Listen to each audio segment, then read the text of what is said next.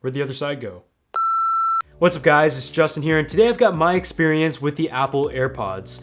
So I wasn't originally planning to pick this up at all, but upon hearing some good things about it, I decided to give it a try and see if I would like it, and in this video I'll be sharing my experience. So this is one of the most controversial products that Apple has released in the recent months. Of course, there's also the MacBook 15-inch with Touch Bar, but that was its own story. And these AirPods are finally released. Apple actually announced them alongside the iPhone 7 and 7 Plus back in September. And although they were supposed to come in November, I believe, they did not end up coming out until the week of the holiday season. And I've had a chance to use them quite a bit indoors, as I don't plan to wear these in public anytime soon. And I have to tell you, I actually like them quite a bit for a number of reasons.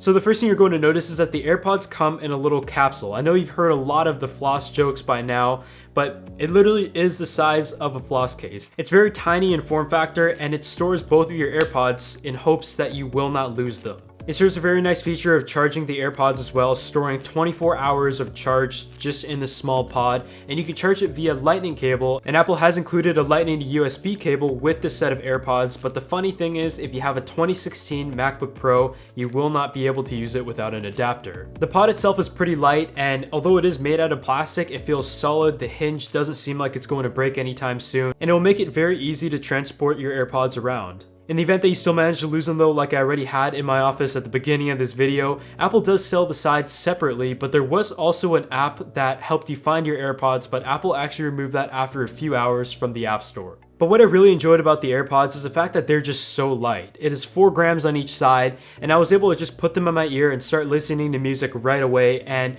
it seamlessly worked very well, whether I was doing my homework on my computer, writing up a school project, or just editing a video, filming a video.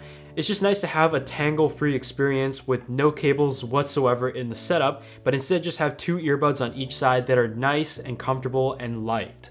The comfort aspect is very subjective though. If you're someone who has used Apple's earbuds that they include with their iPhones, this is going to be pretty much the exact same fit and design. But if the earpods aren't your thing, the AirPods won't be either, and you might as well look elsewhere from this point.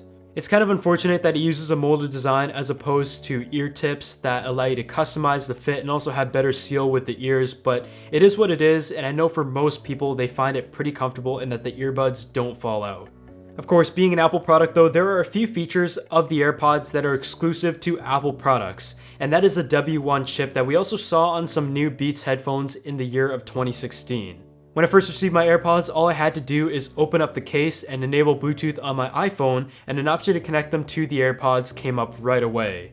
From there, if you have your Apple ID signed in on other devices such as the Mac or your iPad, it will also automatically connect to those and give you the option to use the AirPods from those devices. Although I have to tell you, I was pretty skeptical at first. From my testing and switching between different devices, I found it to work seamlessly every time. The AirPods have a built-in sensor or accelerometer, so for example, if you're at work and your boss comes up to you and have to say something, all you have to do is take out one side and your music will be automatically paused, and when you put it back in, it will start your music exactly where it left off. So that is a great way to not have your music interrupted, especially if the best part of a song is coming up. There are also gestures such as double tap to play and pause the music or enable Siri on your iPhone, but as someone who doesn't really use Siri and doesn't like to mess with gestures, I personally have that option turned off. You can also connect your AirPods to an Android device or a Windows computer, for example, using a Bluetooth connection, but you won't have options to use some of the smart features.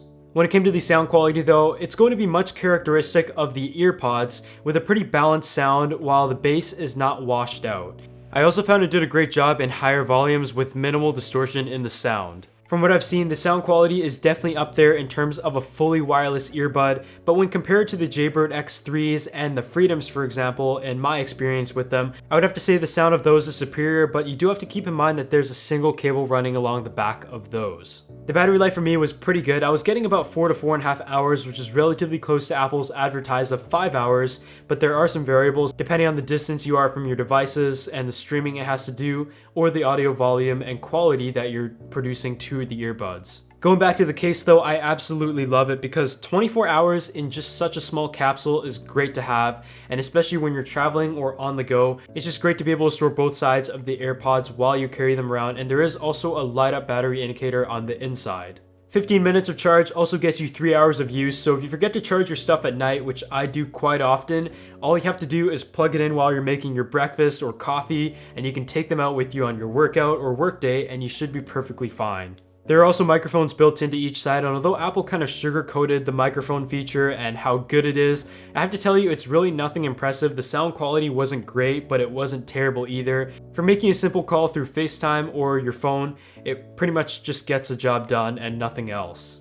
At the end of the day, I'm sure we can all agree that these are very expensive for what they are, but when you look at the other options out in the market, the price isn't actually that unreasonable, with the Samsung Gear Icon X being more expensive and having not as good of a battery life. And the reason why I think I'm going to be keeping the AirPods is simply the fact that I found them to be comfortable in my situation. They overall are very light, they're 4 grams in each side, and the sound quality was pretty decent as well, to the point where I'm not really worrying about it. As someone who really likes to listen to music while I'm working, I'm able to just put these in my ear and almost forget about them as I get on with my day. There's really no argument that these are ugly with these two things just sticking out of your ear and hanging from it, and I'm definitely not going to be wearing these in public anytime soon, but considering the size and what Apple has been able to put into such a small form factor is an engineering feat of its own, and in my opinion, I think it's a pretty awesome product, to be honest. Other than that, if you enjoyed this video, please hit that like button and subscribe to this channel if you would like to see some more content, and also leave a comment down below if you have any questions and let me know your thoughts of the Apple AirPods.